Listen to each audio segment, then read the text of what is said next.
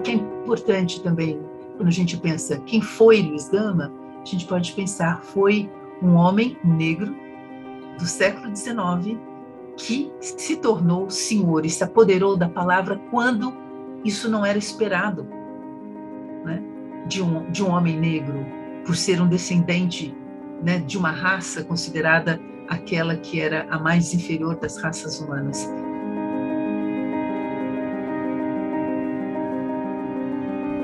Luiz Gama é considerado o primeiro abolicionista negro, nascido em 1830 e tem importância crucial também por sua relevante atuação na imprensa. E quem vem contar essa história pra gente hoje é Lígia Fonseca Ferreira, professora associada do Departamento de Letras da Unifesp. Conheça de perto quem foi essa grande personalidade da nossa história, um advogado autodidata que libertou mais de 500 escravos e que pode ser considerado, como afirma Lígia, um patrono da abolição e da luta antirracista.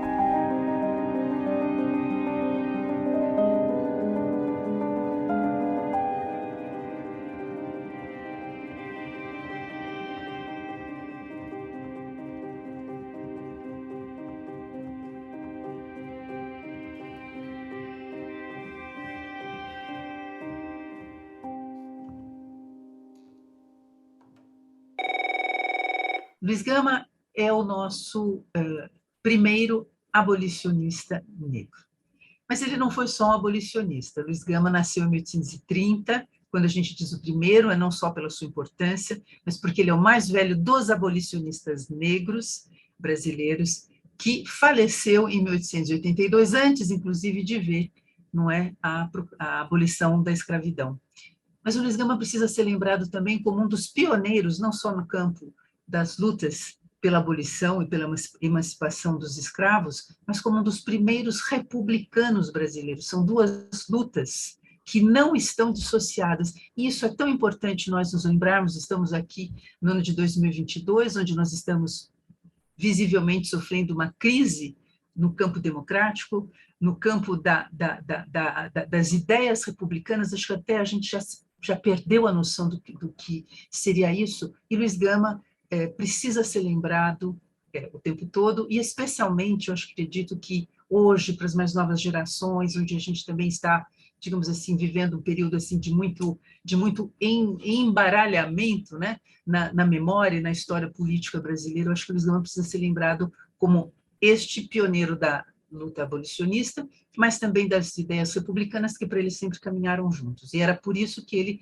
foi um homem muito venerado pelos seus, por outros homens do seu campo, tanto no campo republicano como por outros abolicionistas negros, que a gente pouco aprende na escola, né? Os abolicionistas negros, que o reverenciavam. É o caso de Ferreira de Menezes, André Rebouças e José do Patrocínio, que, como costumo lembrar, nasceu em 1853, ou seja, tinha 23 anos menos. A gente ouve muito, né, falar do abolicionista José do Patrocínio, no Rio de Janeiro, poderia ser filho de Luiz Gama.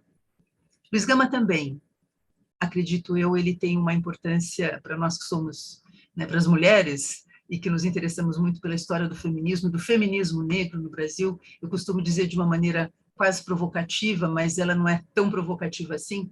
Luiz Gama é o filho de Luísa Maim, que é um símbolo, né, do feminismo negro, não é? A história de Luísa Maim, ela nasce numa carta que Luiz Gama deixa a um amigo, ao seu amigo Lúcio de Mendonça, que é uma carta onde ele conta a sua história durante a sua infância na Bahia, não é? Aquela episódio onde ele conta o episódio dramático de ter sido vendido por um pai branco, né, aos 10 anos de idade, mas antes disso, aos 7 anos, ele perdeu contato com sua mãe, Luísa Maim, uma africana livre. Portanto, Luiz Gama também tem isso, né, de interessante. Ele é filho de uma africana, não é, com um homem branco, enfim, uma relação que a gente poderia aí imaginar muita coisa, mas o Luiz Gama tem essa proximidade com os africanos ou os afrodescendentes daquela época, porque ele compartilhou de várias vivências. Primeiro, de ele ser um filho, né, de uma africana. Eu até costumo dizer, em que língua será que o Luiz Gama se comunicou com essa mãe que ele guardou muito na memória? Ele a descreve fisicamente, descreve o seu temperamento nessa carta belíssima que ele escreve em 1880, ele tinha 50 anos quando ele fala, não é, que ele fala das suas recordações e dá muitos detalhes acerca da sua vida na Bahia. Então, eu costumo dizer duas coisas. Em primeiro lugar, o que nós sabemos sobre Luísa Maim, nós sabemos a partir do que Luiz Gama nos relatou sobre ela nesta carta. Esta carta, que ele escreve em 1880, a Lúcio de Mendonça, um dos seus grandes amigos, e que será mais tarde um dos fundadores da Academia Brasileira de Letras, por exemplo, e um republicano também histórico, irmão de Salvador de Mendonça. Esta carta é a certidão de nascimento de Luísa Maim.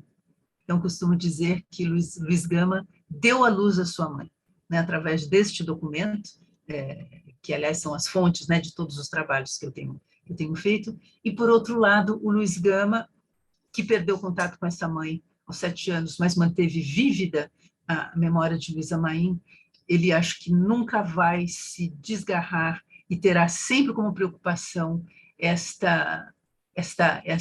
este passado, ele que depois vive 8 anos em escravidão, né, ele é vendido aos 10 anos de idade, e assim, e nessa condição ele permanece até os 18 anos, mas a imagem de Luísa Maim e todo esse passado dele mesmo, que conheceu a escravidão contrariamente aos outros abolicionistas que eu citei, negros também, isto vai marcar profundamente a vida, a memória, a trajetória de Luiz Gama, portanto, ele se torna um pouco Luísa Maim. Então, eu costumo dizer que o Luiz Gama ele até nos dá uma contribuição para o feminismo negro, por conta de sua mãe, mas porque eu acredito também, quando a gente examina a sua história, a maneira como ele abraça e protege e acolhe todos aqueles que virão buscar a sua proteção e digamos assim, os seus serviços, não só uma proteção, mas seus serviços como advogado, que ele vai se tornar depois.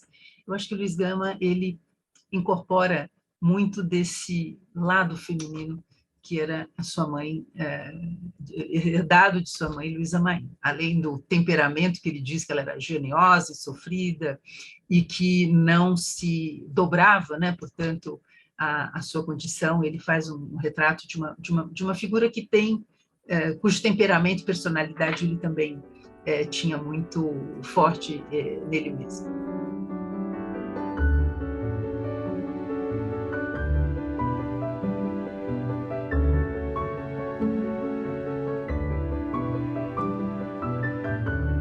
Esse Luiz Gama, né, como nós vimos, portanto, que nasce livre, escravizado aos 10 anos de idade, vai resgatar a sua liberdade ele mesmo, né? Então, costumo dizer também que o Luiz Gama é o primeiro escravizado que ele liberta, dentre os quase 500 ou mais de 500 que ele vai libertar, isso segundo palavras dele mesmo, né? O Luiz Gama ele nunca frequentou escolas e vai se tornar uma figura importante, como eu costumo dizer também. Luiz Gama, ele faz parte da nossa história literária, ele se torna um escritor, um poeta, através, né, da produção do seu livro de sátiras políticas, sociais e raciais, que é o Primeiras Trovas Burlescas, que eu, no ano de 2000, ou seja, quase 22 anos, eu fiz a primeira edição que cotejava, não é, as duas edições. A primeira edição era praticamente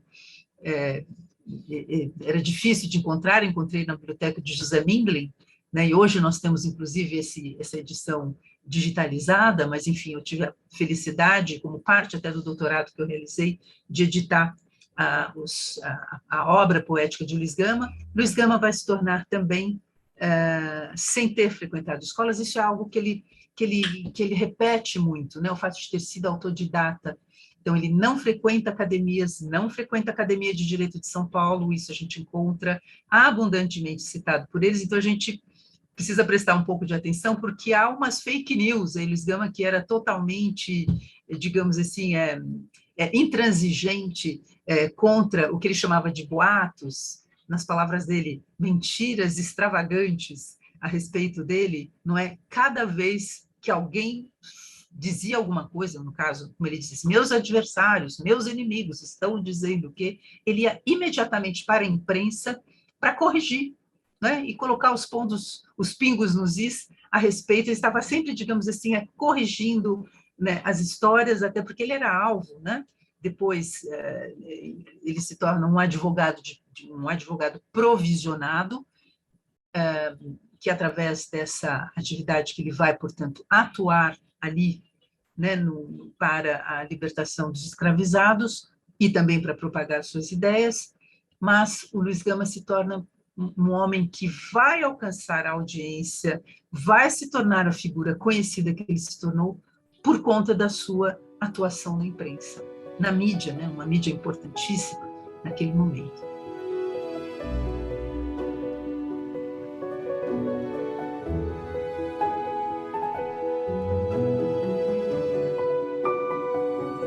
O Luiz Gama se lança depois dele ter se libertado, ou seja, resgatado a liberdade, ele vai exercer várias funções. Então, ele sentou praça, foi soldado por um tempo, aliás, ele relata esse episódio nessa carta que eu mencionei, a carta do Lúcio de Mendonça, que sempre fez parte da minha antologia, da antologia que eu organizei com a palavra Luiz Gama, está no apêndice do meu último livro, que eu dediquei aos artigos de Luiz Gama na imprensa, e justamente nós vamos pensar aqui o que seria a luta abolicionista 20 anos antes da abolição da escravidão. Normalmente, o que a gente aprende? Aqueles anos finais, né?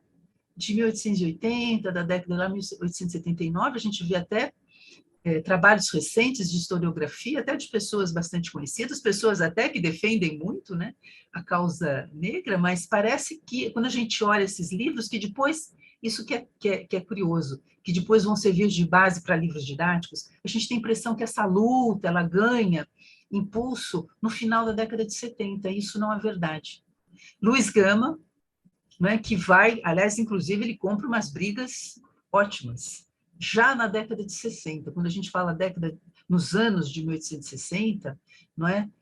Nós estamos falando de 20 anos. Então, quando a gente diz Luiz Gama é um pioneiro, não é algo assim grandiloquente, é apoiado, como eu disse a vocês, a uma atuação que nós encontramos registrada na imprensa. Por essa razão é que, digamos, eu organizei essa série de textos, né, de livros que podem nos trazer e comprovar essa atuação de Luiz Gama, porque uma coisa é a gente usar um adjetivo, foi um pioneiro, foi o primeiro, outra coisa é a gente poder comprovar isso. Então, uma atuação em que o Luiz Gama já, a partir de meados da década de 60, ou seja, mais de 20 anos antes da proclamação da República, da proclamação da República, por um lado, e da abolição, aliás, 20 anos antes da abolição e da proclamação da República, que para ele eram duas coisas que andavam juntos. Não é à toa que Luiz Gama tem uma frase célebre que todos os brasileiros deveriam conhecer, quando ele diz assim: eu tinha um sonho sublime, o Brasil sem reis e sem escravos. Né? Então, eram as duas... Bom, ele diz isso em vários momentos, de outras formas. Então, uma das atividades que Luiz Gama teve como pequeno funcionário público, do que seria a secretaria, né, era a Secretaria de Polícia da época, seria uma espécie de Secretaria de Segurança Pública hoje, né, que ele teve através de uma pessoa a quem ele esteve ligada, que era um homem poderoso aqui na cidade de São Paulo, professor da Faculdade de Direito, conselheiro Furtado de Mendonça. O Luiz Gama, esse trabalho permitiu a ele conhecer um pouco dos bastidores do que era, primeiro, a vida judiciária, mas também de ir se familiarizando com as leis e observar o que acontecia. Ele que tinha sido, ele mesmo, alvo de uma escravização, como ele diz, indébita, né? Ele vai se aprofundar nisso, e o Luiz Gama, aí que vem algo assim que é fascinante, e eu, que me debruço há muitos anos, para não dizer já mais de 20 anos, sobre a história de Luiz Gama, que é fascinante, é como ele mergulha no Brasil escravocrata, no século XIX, ele mergulha nesse universo para se tornar uma figura única, singular, né, que vai trazer à tona justamente toda essa questão que envolvia a escravização ilegal, né, dos africanos, dos seus descendentes, e aí vai ser a pedra de toque de Luiz Gama, algo no qual ele vai se debruçar como advogado, a gente pode até dizer, mas como que ele, não tendo feito faculdade, como é que ele se torna, né, um advogado de provisionado e vai poder atuar em prol dos escravizados? Mas ele também tem essa outra abertura. A gente sabe, obviamente, da atuação de Luiz Gama como advogado, porque ele também se ligou, e essa é uma, como é que eu posso dizer, é algo muito interessante, isso fala um pouco da personalidade, do seu espírito brilhante, porque ele logo se liga a pessoas que pessoas do seu campo, né, partidário, dos liberais na época, que seria o embrião, né, o Partido Liberal era o embrião do Partido Republicano. Luiz Gama faz parte, inclusive, ele encampa uma dissidência, isso não é Lígia que afirma, mas existem existem até algumas iconografias, né? Um desenho do Ângelo Agostini, que foi o fundador de um dos órgãos de imprensa em que Luiz Gama colaborou, o Cabrião, e antes dele o Diabo Coxo, que foram os primeiros semanários, os primeiros periódicos ilustrados de São Paulo, do qual Luiz Gama foi redator e um dos fundadores. Então, tem uma imagem, um desenho de Ângelo Agostini, conhecido desenhista, caricaturista italiano, que mora em São Paulo um tempo antes de radicar-se no Rio de Janeiro, mostrando Luiz Gama como alguém que lidera uma dissidência no campo liberal, e, portanto, ali nós já temos o germe, não é, do que será mais tarde o Partido das Ideias Republicanas, né? Então, o que nós conhecemos? Vocês perguntaram, né? A gente pode se perguntar como é que isso se soma à atuação de Luiz Gama na imprensa. É que Luiz Gama, através da imprensa, ele vai dar muita visibilidade digamos assim, é como se ele fosse o porta-voz, como se ele trouxesse, né, o que é o outro lado, porque vamos imaginar, o que eu fico imaginando, convido vocês a imaginarem comigo, o que teria sido essa imprensa, a imprensa de São Paulo, onde ele nos traz a notícia, né, onde ele fala, onde ele denuncia, onde ele analisa sentenças que vão desfavorecer, que vão, os escravizados, que vão, na verdade, descumprir. O Luiz Gama ele faz questão de dizer a função dos magistrados, dos juízes, não é interpretar leis, é de aplicá-las. Então, não é que não havia leis pelos escravos, é que elas não eram aplicadas.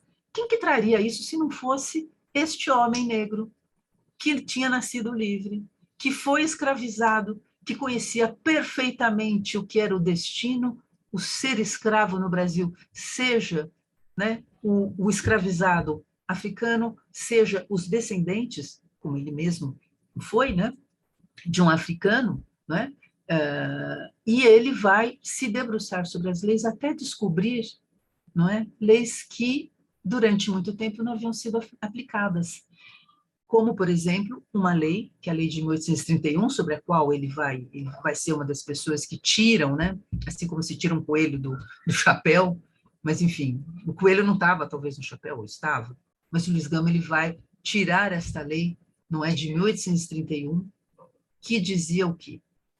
A partir de 7 de novembro de 1831, todos os africanos desembarcados no Brasil deveriam ser considerados livres imediatamente, e os seus traficantes, não é, deveriam ser penalizados, enfim, havia uma série de penas em que incorriam esses contrabandistas, não é, de africanos. Nós estamos falando de 1831, o Luiz Gama vai, digamos, acho que só poderia ser ele, gente, se a gente for pensar, não é?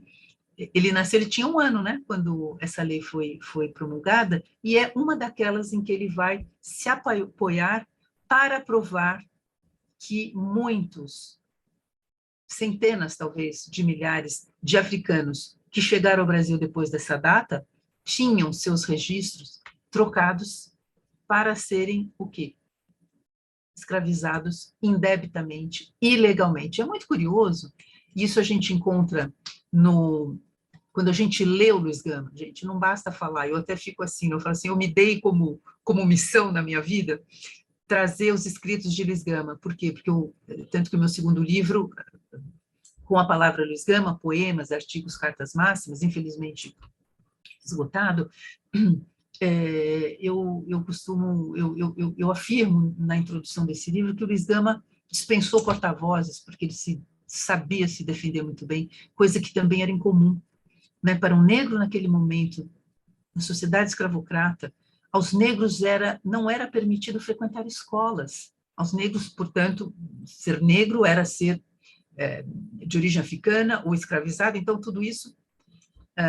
Havia uma lei de 1837, a lei número 1 da educação, que proibia as escolas de receberem. Essa lei ela vai sofrendo adaptações no Império, né, nas várias regiões do Império, e, se não me engano, no Rio de Janeiro, eles diziam que era vedada, né, era vedado às escolas, a instrução pública, receber africanos ou negros, mesmo livres.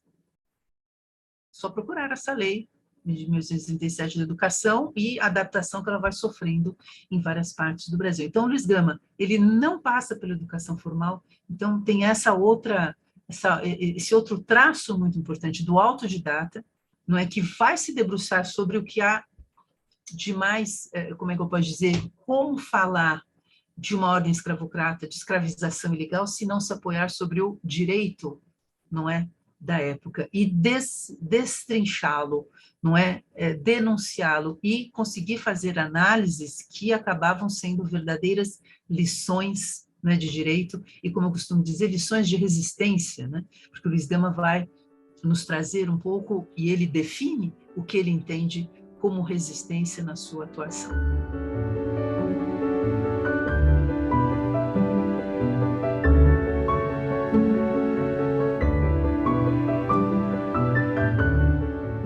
Importante também, quando a gente pensa quem foi Luiz Gama, a gente pode pensar, foi um homem negro do século XIX que se tornou senhor e se apoderou da palavra quando isso não era esperado, né?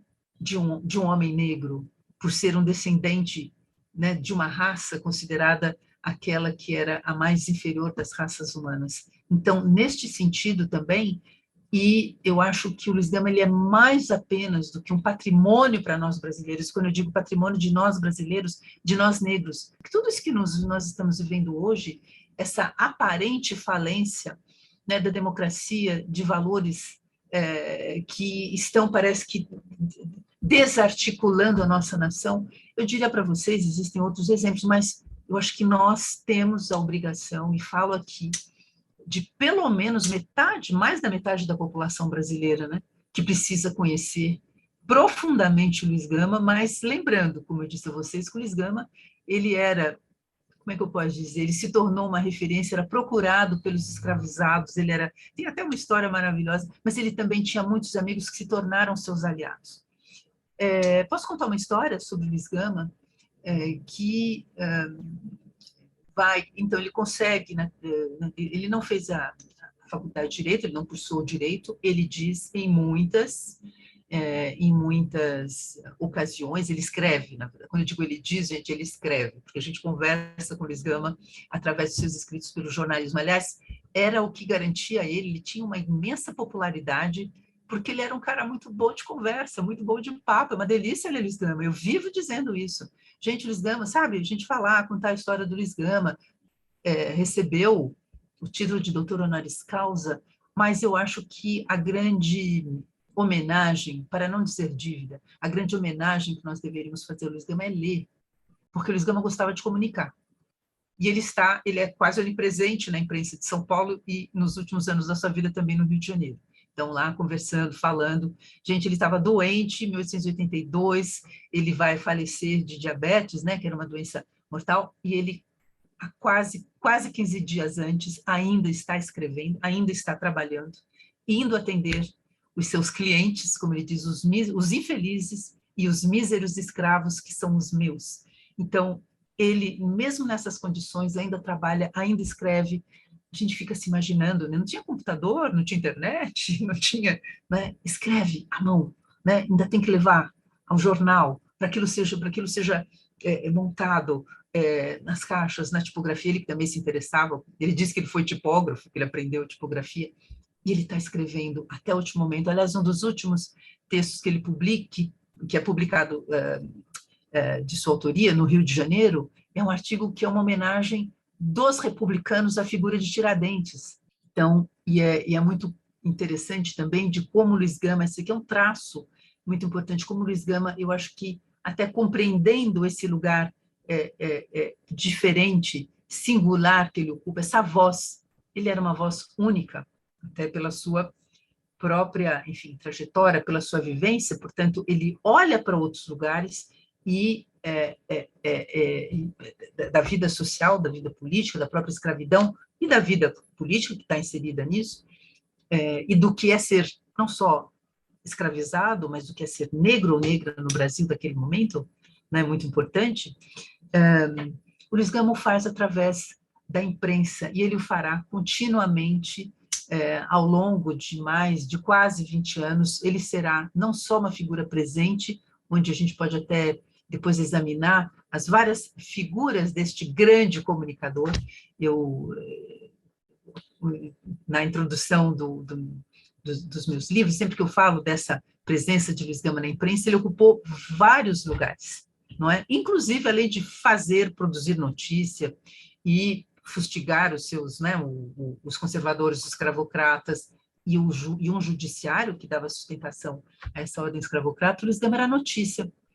Tem algumas notícias que são muito saborosas, a gente não poderia contar todas, mas tem uma delas, por exemplo, que eu acho maravilhosa, é que no ano de 1870, o Luiz Gama ele conseguiu, era possível naquele momento, no Brasil, ainda até 1930, 30 e poucos, você não precisava ter um diploma de ter cursado direito para poder exercer a advocacia, até acho que em primeira instância, não podia, por exemplo, chegar a outros, digamos assim, outros níveis, né, na hierarquia, digamos, do judiciário, e o Luiz Gama ele obtém uma provisão.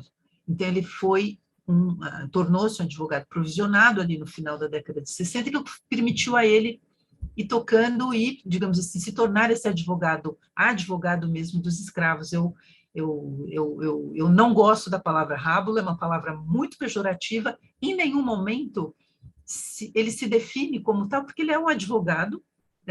Nós temos anúncios de Luiz Gama, que tinha bancas, né, ou seja, escritório com outros advogados reputados, que eram seus amigos, não é? Então, Luiz Gama, nós precisamos... Doutor Gama, veja o título que foi dado ao filme. Doutor Gama, ele não é rábula. Rábula é uma palavra que, quando a gente olha no dicionário, a gente vê que ela tem uma definição um pouco pejorativa. Então, nós temos que defender também este grande advogado, que foi Luiz Gama, dando-lhe o nome da profissão que ele tinha, que era de advogado provisionado. Bom, então ele, obviamente, digamos assim, a reputação, o nome de Luiz Gama, ela vai indo para além, obviamente, da cidade, da província de São Paulo, alcançando outras, né? Mas na província de São Paulo que naquele momento é a província, uma das principais províncias, se não a mais importante província negreira da nação, é muito curioso, porque o Luiz Gama vai ganhando essa aura do libertador dos escravos. Então, tem uma notícia muito interessante no jornal Correio Paulistano, que foi um dos jornais onde o Luiz Gama mais escreveu,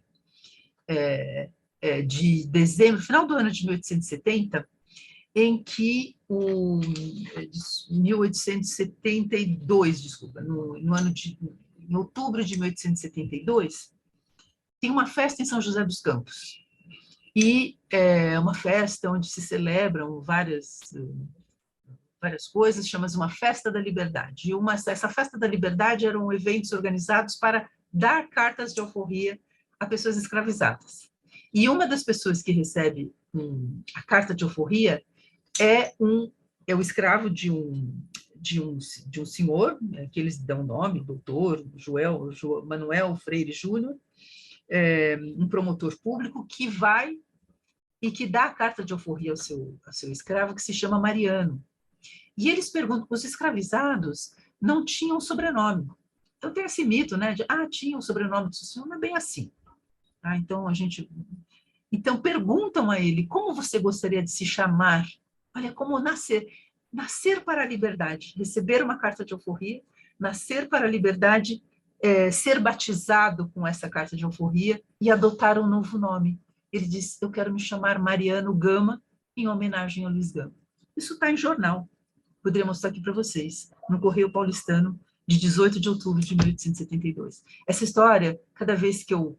Olha, eles contam, né, falam do grande, né, do entusiasmo que aquilo motivou, estou até lendo aqui, ao auditório que o aplaude, né, quando foi, inclusive, também mencionado o nome de Luiz Gama. Eu acho que isso é muito dá dimensão um pouquinho do que é a figura de Luiz Gama para aqueles que ele considerava como seus.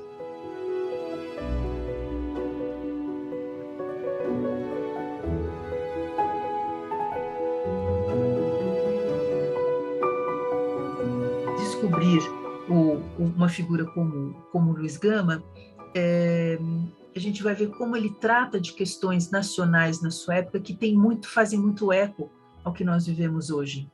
Questões a respeito das instituições políticas, né, do que seria hoje nós chamamos de um Estado democrático de direito, mas como as instituições também jurídicas vêm, nós não podemos, digamos, desarticulá-las, enxovalhar, como se tem feito por aí. O sistema, falar de escravidão, gente, é falar de muita coisa. É falar de sistema econômico, é falar de direitos humanos, é falar da nossa relação com o outro, é falar de xenofobia, né? Não é só falar de racismo, é falar de xenofobia, né? Que nós estamos redescobrindo no Brasil a xenofobia, não é?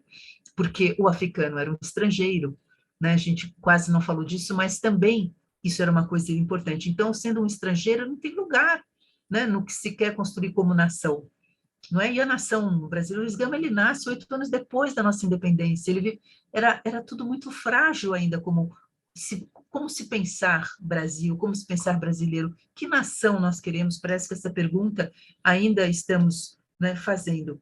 Então, o Luiz Gama, nas suas obras, ele faz uma anatomia do Estado, da política brasileira, da sociedade brasileira, digamos, da nossa formação, inclusive social e também racial, não é? Ele que é, a meu ver, também pode ser considerado um patrono da abolição, um patrono da luta antirracista. Ninguém está inventando agora a luta antirracista. Aliás, eu não concebo, não é, a gente falar ou querer ensinar a luta antirracista se a gente não se voltar a como ela foi construída ao longo da história. Eu acho que o Luiz Gama também pode ser um excelente ponto de partida. Ele, que além do grande pensador que foi, eu acho que nós precisamos considerá-lo também um grande intérprete do Brasil, alguém que nos ajuda a compreender melhor esse país.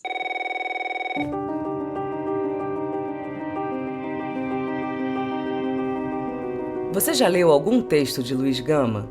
O que mais te chamou a atenção? Comente com a gente pelas redes sociais. O Matéria Bruta é o podcast do canal Curta dedicado às artes e à filosofia. Entrevista por Giovana Diniz e Luísa Pinheiro, edição de Juliana Zalfa, voz de Flávia Mano e assessoria de Francis Carnaúba e Gabriel Reis. Até logo!